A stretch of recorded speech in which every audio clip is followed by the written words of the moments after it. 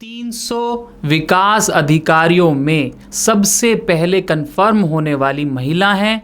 इसके अलावा बिना कोटे के मेल डोमिनेटिंग सेक्टर में सबसे बढ़िया अपनी छाप छापने वाली एक ऐसी महिला जो बहुत जुझारू हैं, बहुत मेहनती हैं। Hello friends, my viewers, my family, स्वागत है आपका प्रेशर कम के इस नए एपिसोड में। मैं हूं सौरभ और आप देख रहे हैं प्रेशर कम। पीके वॉरियर के इस एपिसोड में आज मैं आपको एक ऐसी शख्सियत से मिलवाने जा रहा हूं जिससे मिलकर आपको बहुत प्राउड फील होने वाला है। मैं बात कर रहा हूं शिखा अग्रवाल जी की। स्वागत करते हैं शिखा अग्रवाल जी। Hello ma'am. चलिए मिलते हैं एक ऐसी शख्सियत से जो कि 300 विकास अधिकारियों में सबसे पहले कंफर्म होने वाली महिला हैं। इसके अलावा बिना कोटे के मेल डोमिनेटिंग सेक्टर में सबसे बढ़िया अपनी छाप छापने वाली एक ऐसी महिला जो बहुत जुझारू हैं, बहुत मेहनती हैं। इसके अलावा 100 से अधिक एजेंट्स को अपने अंडर मैनेज कर रही हैं। इसके अलावा हज़ारों लोगों को इन्होंने अभी तक रोजगार का एक बहुत अच्छा रास्ता दिखाया है। चलिए मिलते हैं शिखा अग्रवाल जी से, जिनको अपने काम के चलते बोला जाता है झांसी की रानी। Thank you Saurabh ji. सबसे पहले तो थैंक यू कि आपने मुझे प्रेशर कम के इस इवेंट में इनवाइट किया और मैं इस माध्यम से कुछ और आपके व्यूअर्स को भी कुछ बता पाऊँ। सबसे पहले तो मैं यही बताऊंगी कि मैं LIC में डेवलपमेंट ऑफिसर हूँ और पिछले 9 सालों से वर्किंग हूँ और अराउंड 100 लोगों की टीम है जिनके साथ हम लोग काम कर रहे हैं इस समय, और सभी डिफरेंट सेक्टर के लोग होते हैं। और सर, जैसे कि हमारे ज़्यादातर लोग ये होता है कि देखिए मार्केटिंग का काम जो होता है, LIC का जो काम होता है, इंश्योरेंस का जो काम होता है, वो सब कोई ऐसी चीज़ नहीं है, इंट्रेंजिबल चीज़ें होती हैं कि कुछ बेचना है लेकिन एक वादा बेचना है, मतलब एक एश्योरेंस देना है। कोई ऐसी फ़िज़िकल चीज़ नहीं है जो हमें देनी है। उसके लिए एक तो LIC हमारी नो डाउट कि सबसे बड़ा ब्रांड है, लोगों का फेथ है। और इस साल LIC ने अपनी 66 ईयर कंप्लीट कर लिए हैं 1 सितंबर को। Thank you. और अभी हम लोग इसी तरह से काम कर रहे हैं और LIC ये चाहती है कि क्योंकि LIC का वर्ल्ड इकोनॉमी, हमारी इंडियन इकोनॉमी में भी बहुत बड़ा रोल है, और हम लोग भी ये चाहते हैं कि लोग LIC से जुड़ें। और जैसा कि मेट्रो सिटीज़ में या कोई भी जो बंदा है ये चाहता है कि वो एक एक्स्ट्रा अर्निंग उसकी हो, वो कुछ पार्ट टाइम में अर्न करे, तो हम लोग उसके लिए एक उसको टूल देते हैं, उसको कुछ बताते हैं कि यहाँ पर LIC में आने के बाद वो ऐसा कर सकता है कि पार्ट टाइम में कुछ अर्न कर ले। उसके लिए टाइम भी वो डिसाइड कर सकता है, चाहे वो किसी भी सेक्टर में वर्किंग हो या अदर वो कोई हाउस वाइफ हो या 18 ईयर का कोई बच्चा हो, स्टूडेंट हो, कॉलेज में जाता है, उसको भी पार्ट टाइम की अर्निंग की नीड है। तो वो इस तरह से पार्ट टाइम या फुल टाइम में बहुत सारे हमारे पास में LIC में ऐसे एडवाइज़र हैं जो अच्छी अर्निंग कर रहे हैं और काम कर रहे हैं। तो इस तरह से हम लोग उनको बता सकते हैं।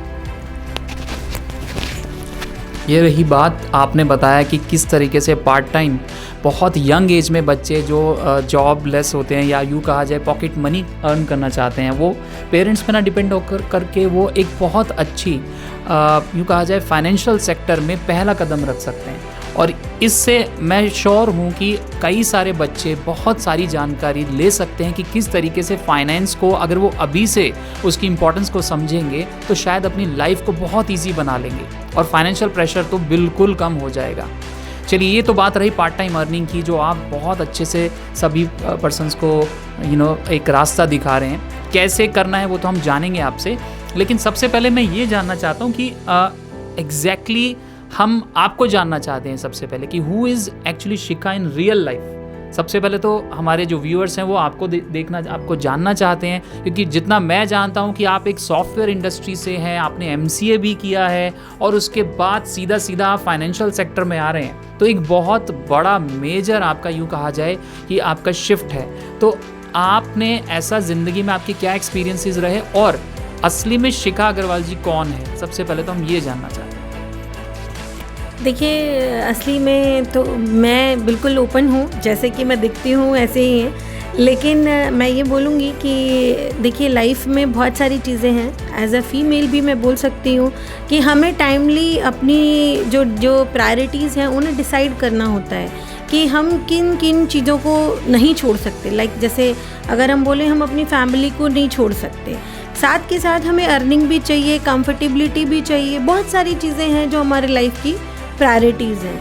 तो हर कोई जब जॉब कर रहा है, या मेल हो या फीमेल हो, कई बार ऐसा होता है कि हम कोई अच्छे मेल सीईओ या किसी अच्छे अकाउंटेंट सीए से बात करते हैं, बहुत अच्छी अर्निंग होने के बावजूद भी वो सेटिस्फाइड नहीं होते। बहुत ज़्यादा बिजी लाइफ होती है, फैमिली के लिए टाइम नहीं होता, बच्चों के लिए टाइम नहीं होता। अल्टीमेटली जो हम अर्निंग कर रहे होते हैं वो हम अपनी फैमिली की ग्रो के लिए, अपने बच्चों के लिए कर रहे होते हैं। लेकिन अगर हम अपने ही अब बच्चों को ग्रोन अप, या हम उनको अच्छे संस्कार नहीं दे पा रहे, उनको अच्छे टाइम नहीं दे पा रहे, सिर्फ पैसा ही इतना मैटर नहीं करता, साथ में हमें उनकी टाइम भी मैनेजमेंट आनी चाहिए।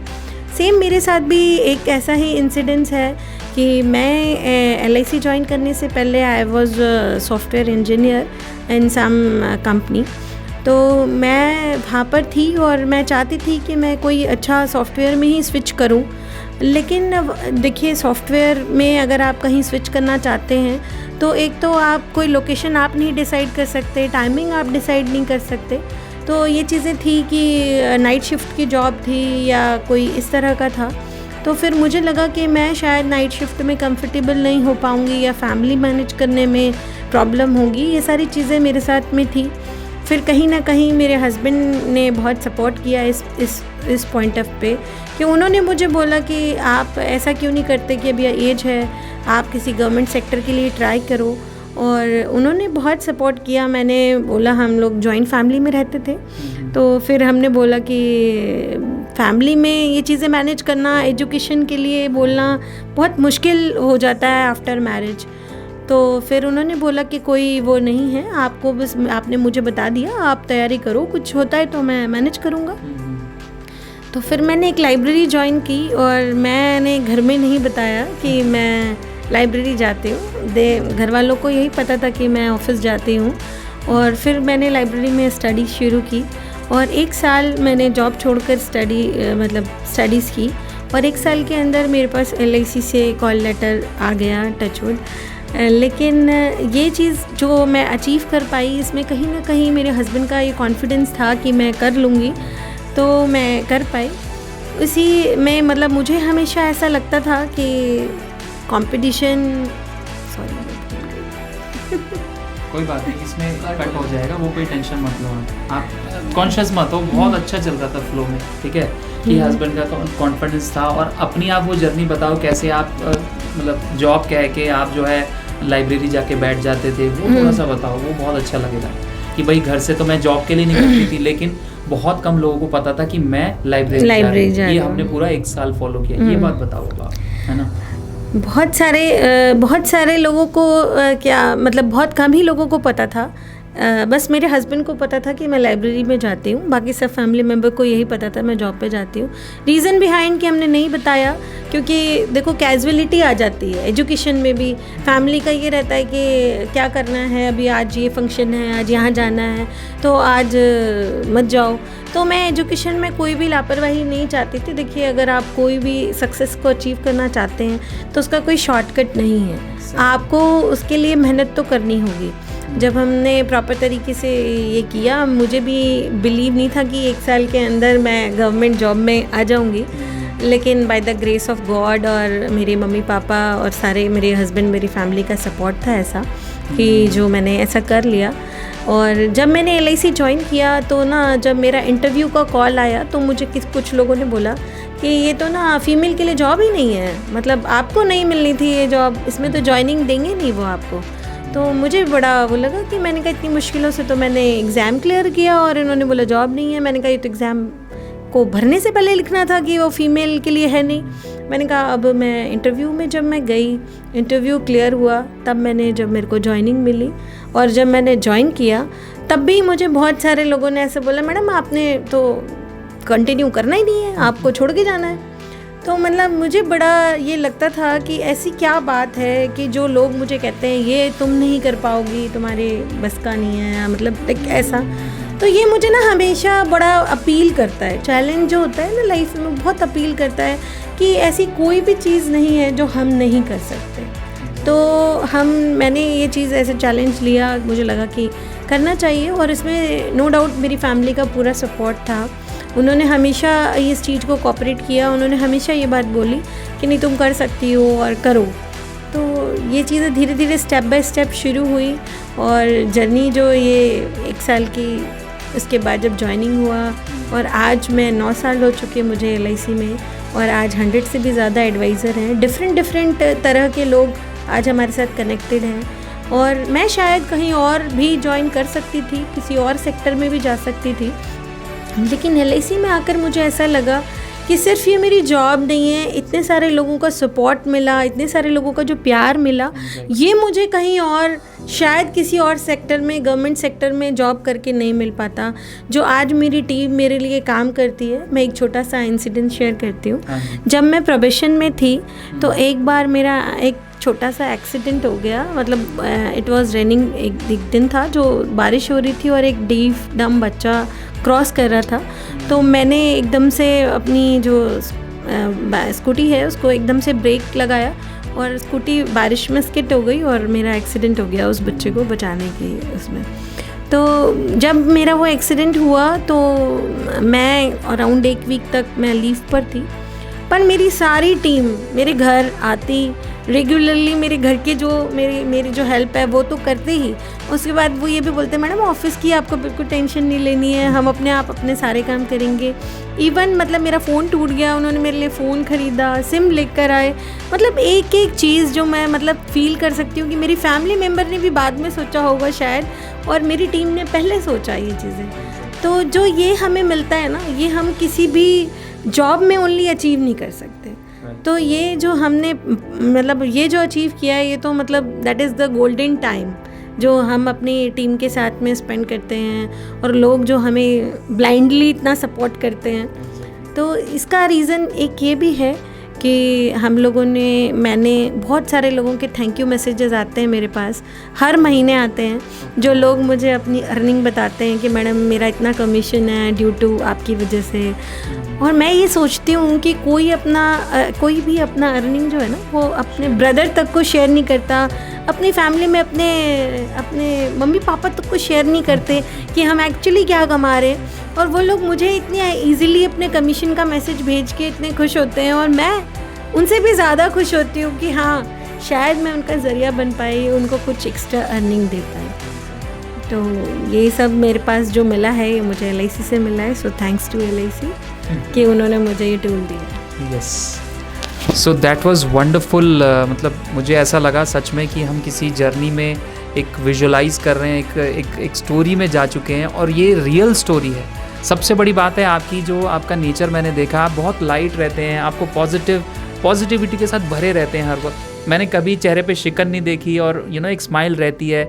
और आपकी फील्ड सच में बहुत, मतलब कभी कभी ऐसा सिचुएशन, क्या आपके तो अक्सर ऐसी सिचुएशन आती होगी कि आपके जो है सेल्स के पीपल आपकी बात नहीं सुन रहे हैं, आप कहना नहीं मान रहे, आपके हिसाब से नहीं चल रहे हैं, तो आप उन सिचुएशंस को भी मैनेज करती हैं। और शायद इन्हीं वजहों से आपको बोला गया होगा कि भाई ये लाइन तो आपके लिए है ही नहीं, क्योंकि मैं भी देखता हूँ कि आपके ऑफिस में आप अकेली महिला हैं, और ऑफिस में अकेली महिला होने के बाद भी आप इतनी पॉजिटिविटी रख रही हैं, इतना अच्छा आपके टेबल के आसपास ऑरा दिखा मुझे जब मैं आपसे मिला कि मैं उस चीज़ को बयान नहीं कर सकता। हालांकि मैं आपसे पहली बार ही मिला था, लेकिन मुझे वो एक्सपीरियंस बहुत ज़बरदस्त लगा, और मुझे सच में मतलब मुझे ऐसा लगा कि मैं आपको और सुनूं और जानूं, और इसी वजह से आज मैं खुद इस स्टूडियो में आप मतलब एक प्राउड फील कर रहा हूँ कि आप हमारे स्टूडियो में आए यहाँ पर। बट एनीवेज़ ये आपकी जर्नी रही, मुझे बहुत मतलब हमारे सुनने वालों को भी बहुत अच्छा लगा होगा ये सुनकर। और जब आप कर सकती हैं तो कोई भी कर सकता है। तो डेफिनेटली ये तो आपने एक ट्रेंड सेट कर दिया है कि भाई बीइंग अ गर्ल, नो भाई आप ये लाइन आपके लिए नहीं है, वो लाइन आपके लिए नहीं, ऐसे नहीं। तो ये सब चीज़ें तो आपने दिखा दिया प्रूव करके कि ऐसा कुछ नहीं है, और अचीवमेंट आप किसी भी फील्ड को चुन सकते हैं। और मैंने अभी काफ़ी एग्जाम्पल्स भी देख रहा हूँ न्यूज़पेपर्स वगैरह में। चलिए, ये तो बात रही आपकी जर्नी की, आपने सारा बताया, लेकिन अब थोड़ा सा महिलाओं की ही बात चल रही है, तो ये सब आपसे बात कर लेते हैं कि वीमेन एम्पावरमेंट को लेकर जेंडर डिस्क्रिमिनेशन चल रहा है या पे इनइक्विटी चल रही है हर सेक्टर में, आप देख रहे हैं, या यूँ कहा जाए पर्सनल सेफ्टी को लेके काफ़ी सवाल उठ रहे हैं। तो आपका, मैंने जो सोच देखी, आपका जो एक एटीट्यूड देखा, माइंडसेट देखा, वो रियली डिफरेंट है। मतलब मैं क्या बोलूँ, मुझे इतना अच्छा लगा, मेरा दिल करता है कि मैं अपने बच्चों को, स्पेशली गर्ल चाइल्ड को, बिल्कुल आपके जैसा ही बनाना चाहूँगा और आपसे मिलवाऊँगा, और हमारे जो सुनने वाले हैं वो भी आपसे इंस्पिरेशन लेंगे। तो इस पर आप क्या कहना चाहते हैं? जैसे कि विमेन एम्पावरमेंट में के बारे में आपने पूछा, तो देखिए मैं तो ये मानती हूँ कि आज का टाइम ऐसा है कि मेल और फीमेल में कोई फ़र्क नहीं है, और बल्कि मैं ये मानती हूँ कि फ़ीमेल्स के अंदर ज़्यादा सहनशक्ति होती है, ज़्यादा पेशेंस होता है, और काम को करने को, मैनेज करने को ना, सबसे ज़्यादा मैनेज करना सबसे ज़्यादा फीमेल्स अच्छे तरीके से कर पाती हैं। मेल हमेशा एक ही रोल में रहे कि भाई हमें कमाना है, या एजुकेशन, या उसके बाद भाई अर्निंग जॉब। फीमेल्स ने हर फील्ड में, चाहे वो घर मैनेज करना हो या ऑफिस मैनेज करना हो या बच्चों के साथ मैनेज करना हो, तो उनको ना ऐसा समझा गया कि ये आपकी रिस्पॉन्सिबिलिटी है। मतलब ये उनकी ना, मतलब हम लोगों को रूट लेवल से ऐसे बताया गया ये आप ही की रिस्पॉन्सिबिलिटी है। ऐसा ना अंदर से बचपन से फीलिंग इसी तरह की लाई गई। लेकिन मैं ये मानती हूँ कि आज के टाइम में हमें अपने बच्चों को, चाहे बेटा हो या बेटी हो, उसको हमेशा ना सही गलत की डिसीज़न लेने की पावर उसको अपने आप बतानी चाहिए। समय समय पे बच्चों को गाइड करें कि ये सही है या गलत है, लेकिन बच्चा खुद डिसाइड करे। हम हमेशा उसके लिए गुड़िया ही लाएं क्योंकि वो लड़की है, ऐसा नहीं होना चाहिए। कि लड़कियां भी कुछ और चॉइस कर सकती हैं, चूज़ कर सकती हैं, हर फील्ड में लड़की है। इवन आप देखें कि ई रिक्शा भी लड़कियां बड़ी कंफर्टेबली लेडीज़ चला रही हैं। तो आप ये सब चीज़ों का कोई बार नहीं है। और ज़्यादा अच्छी परफॉर्मेंस आज के टाइम में आप देखिए रिज़ल्ट्स में, CBSE के रिज़ल्ट्स में, IAS के रिज़ल्ट्स में ज़्यादातर लड़कियां आगे आ रही हैं। तो रीज़न ये नहीं है कि अब मैं ये बोलूँ कि मेल कम, मतलब वो हैं कि उनके अंदर कम एजुकेशन है या कम कैपेबिलिटी, ऐसा नहीं है बिल्कुल भी। लेकिन आपके अंदर डेडिकेशन कैसा है, आपके अंदर डिटर्मिनेशन कैसा है, आप क्या चाहते हैं, तो ये सारी चीज़ें ना बच्चों को विजुलाइज़ कराएं। और बेटा और बेटी में कोई फ़र्क नहीं है। कभी भी ऐसा ना सोचें कि है ना बेटी कहीं जा रही है तो साथ में भैया होना चाहिए, है ना। तो आप उसको इंडिपेंडेंट बनाएं कि आप खुद डिसीज़न ले पाओ। और जब आप अकेले हो, कभी भी, चाहे मैं हूँ या कोई भी फीमेल लेडी है, जब वो अकेली है तो वो अपना सिक्स सेंस यूज़ करे कि मैं यहाँ पर, मेरे लिए सेफ्टी क्या है, क्या मेरी प्रायोरिटीज़ हैं। मैं ये नहीं कहती कि एक लेडी पूरे ज़माने को बदल देगी, ऐसा नहीं होगा। लेकिन अगर हम अपने अपने लेवल पे अपना अपना पार्ट निभाएं, हम अपने अपने लेवल पे अपना अपना काम करें, तो हम सब ठीक हो जाएंगे। मतलब हमें ऐसा नहीं है, हमें पता है कि हमें कब क्या करना है, और यही चीज़ें हमें फॉलो करनी चाहिए। हमेशा जहाँ पे भी लड़की जा रही है, अगर वो लेट भी है तो वो मैसेज करे, और सेम अगर बेटा जा रहा है तो वो भी मैसेज करे। ये नहीं कि वो लड़का है तो वो रात को 12 बजे तक घूम सकता है, लड़की है तो 12 बजे तक नहीं जा सकती है। इन्फॉर्म करना, या घर के काम करने के लिए अगर हम बोलें तो बेटी है तो वो पानी का ग्लास लाएगी, ऐसा नहीं है, बेटा भी कर सकता है। और इक्वली ट्रीट करना चाहिए। और इक्वली ही जॉब में भी अगर मैं बोलूँ कि जो फीमेल्स जो वर्किंग हैं, उनके साथ भी बहुत सारी चीज़ों, बहुत सारी टाइमिंग में उनको मैनेज करने में, इवन ऑफिस कल्चर में भी बहुत सारे फीमेल्स को इस तरह का फेस करना पड़ता होगा, जब उन्हें ऐसा लगे कि बहुत मेल्स हैं, वो अकेली फ़ीमेल हैं। ऐसा मेरे साथ तो मतलब होता रहता है, क्योंकि हमारी फील्ड में बहुत ही कम फीमेल्स हैं। लेकिन कभी इस चीज़ को मैंने कभी ऑकवर्डली फील नहीं किया। रीज़न बिहाइंड कि हमारी अपब्रिंगिंग ही ऐसी है। मेरे पापा ने कभी भी हमें ऐसा फील नहीं होने दिया कि हम बेटियां हैं या हम ये चीज़ नहीं कर सकते। इवन कभी मैं कॉलेज एडमिशन्स के लिए गई तो उन्होंने मुझे खुद बोला कि जाओ पता करके आओ क्या फ़ीस है, क्या है, खुद जा सकती हो। और मेरे घर से 70 किलोमीटर दूर था जब मेरा कॉलेज, तो उन्होंने मुझे ट्रेन में बिठा दिया पास दे के कि ऐसे ऐसे चले जाना और ये वे है। कभी भी उन्होंने मतलब ले जाकर कभी ये नहीं सोचा या लेने के लिए आएंगे, ऐसा भी कभी नहीं सोचा। सेम एज मैंने शादी के बाद मेरे हस्बैंड ने भी कभी ऐसा नहीं किया कि ज़्यादा प्रोटेक्शन या कुछ, उन्होंने हमेशा डिसीज़न लेने की पावर दी।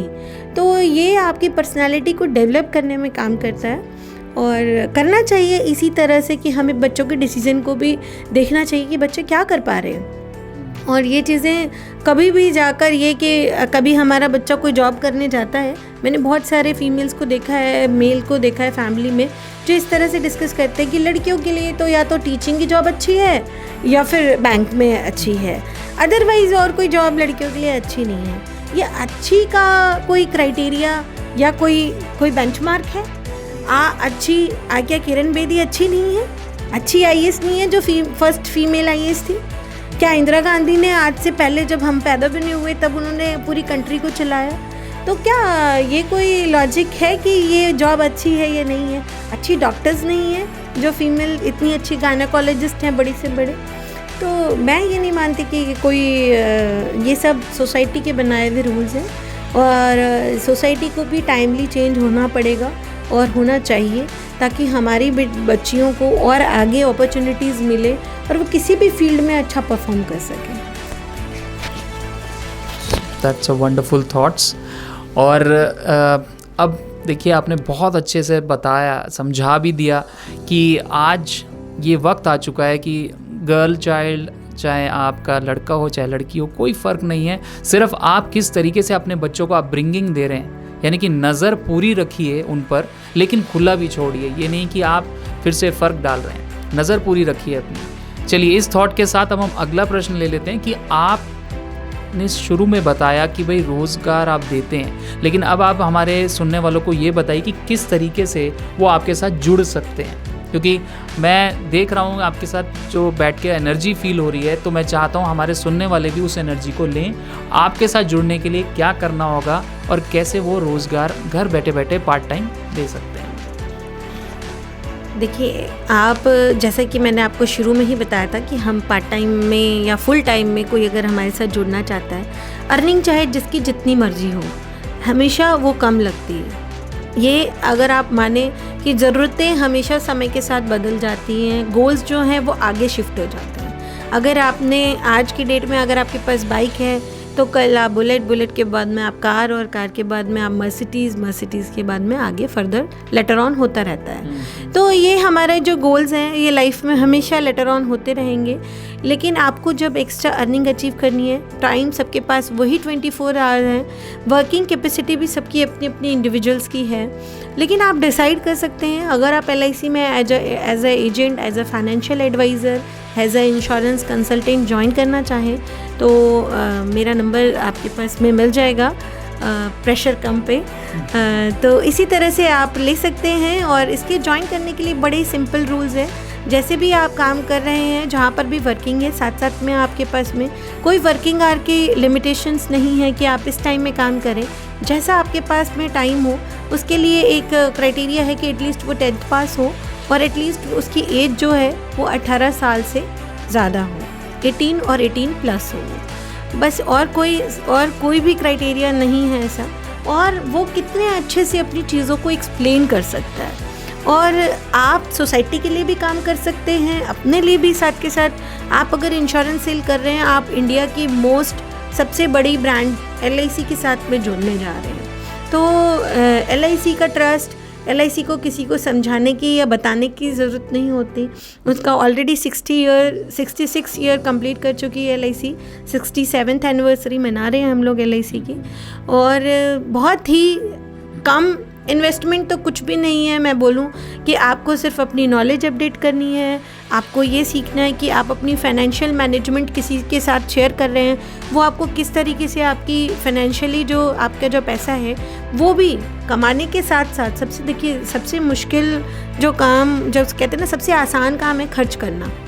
आपके पास जितना मर्जी पैसा आप खर्च कर सकते हैं, उससे थोड़ा मुश्किल काम होता है कमाना भी इतना मुश्किल काम नहीं है। सबसे मुश्किल काम है सेविंग्स।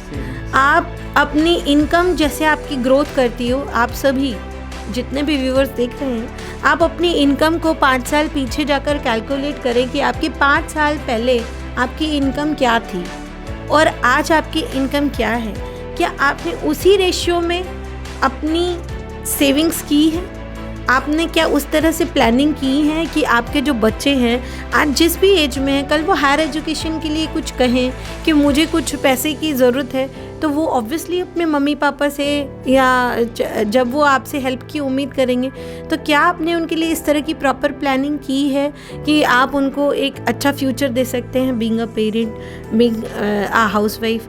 बहुत सारी ऐसी हाउसवाइफ हैं जिनके सिर्फ हस्बैंड वर्किंग हैं, वो चाहती भी हैं कि वो कुछ करें, लेकिन क्योंकि एजुकेशन से काफ़ी लिंक टूट गया, घर में रहते हुए उन्होंने कोई और जॉब नहीं की, तो कोई जॉब एक्सपीरियंस भी नहीं है, लेकिन वो LIC में आ सकती हैं और LIC में वो अपने छोटे छोटे कॉन्टैक्ट्स को यूज़ करके, वो अपने हस्बैंड के भी कॉन्टैक्ट्स को यूज़ करके और अपने फैमिली फ्रेंड्स में, नियर डियर में इस तरीके से फिनेंशियल प्लानिंग सीख कर वो लोगों की और सोसाइटी की भी हेल्प कर सकती हैं और साथ के साथ वो अपने बच्चों की और अपने हस्बैंड की भी फिनेंशियली हेल्प कर सकती हैं।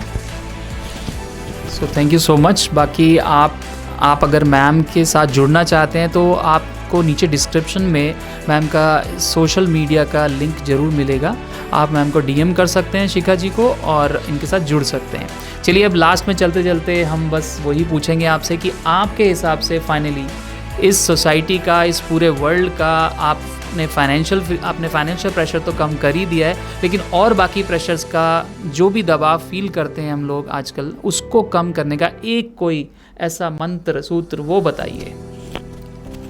देखिए, प्रेशर तो आज के टाइम में मुझे लगता है कि बच्चों के ऊपर भी है। जो बच्चे एजुकेशन ले रहे हैं ना, जो 6, 7, 8, 9th, 10th में भी हैं, वो भी बहुत प्रेशर है उनके ऊपर कि हर बार ये रिज़ल्ट, ये एग्ज़ाम ऐसा करना है, और उनके टारगेट्स मतलब उनके मम्मी पापा ने पहले से ही सेट किए हुए हैं, उनके पास एग्जाम्पल पहले से ही सेट है। सोसाइटी में कोई एक बच्चा अच्छा कर रहा है तो सभी पेरेंट उसी का एग्जाम्पल देने लगते हैं। पहली बात तो कभी भी प्रेशराइज़ नहीं कीजिए, हर बच्चे की अपनी इंडिविजुअलिटी होती है, वो किसी भी लाइन में अच्छा परफॉर्म कर सकता है, किसी को भी इस तरीके से आप कंपेयर नहीं कर सकते किसी की भी यूनिकनेस को। और दूसरी बात कि जो किसी को वो पसंद है, जैसे आपको पसंद है, जो भी आपका मी टाइम है, मतलब कुछ ना कुछ अपने लिए टाइम निकालिए कि ये मेरा पर्सनल टाइम है, मैं इसमें म्यूज़िक सुनना चाहती हूँ या चाहता हूँ, तो मैं वो करूँ जो मुझे पसंद है। तो एटलीस्ट सारे शोर शराबे, सारी रिस्पॉन्सिबिलिटी के बावजूद भी हम हो, ऐसा होना चाहिए कि एटलीस्ट कि हाँ, मेरे को ये चीज़ करना पसंद है, तो मुझे फ़र्क नहीं पड़ता कि किसी को क्या अच्छा लग रहा है या बुरा लग रहा है। मुझे जो अच्छा लगता है वो मुझे एटलीस्ट थोड़े टाइम के लिए, कुछ टाइम रेगुलरली या जैसे भी जो भी टाइम मिलता है उसे करना चाहिए। और किसी रेस में नहीं है हम लोग कि हमें हर चीज़ पाना है, या इस रेस के लिए हम अपने बच्चों को भी प्रिपेयर कर रहे हैं कि उस रेस में भागना है, ऐसा नहीं है। हर कोई अपने अपने लेवल पे अच्छा करेगा, क्योंकि गॉड ने सबको एक यूनिक पर्सनालिटी बनाया है, तो वो यूनिकनेस उसके अंदर रहनी चाहिए। Thank you so much. With this thought Shikha ji, आप हमारे स्टूडियो में आए, हमें बहुत अच्छा लगा, बहुत कुछ सीखने को मिला और आशा करता हूँ आपको भी मिला होगा। और अगर आपको कुछ सीखने को मिला है तो इस चैनल को सब्सक्राइब कीजिएगा, लाइक कीजिएगा, शेयर कीजिएगा, भूलिएगा नहीं। चलिए मिलते हैं फिर अगले एपिसोड में एक नई शख्सियत के साथ। Till then keep watching and just मस्त होके जिए, खुल के जिए। जय हिंद।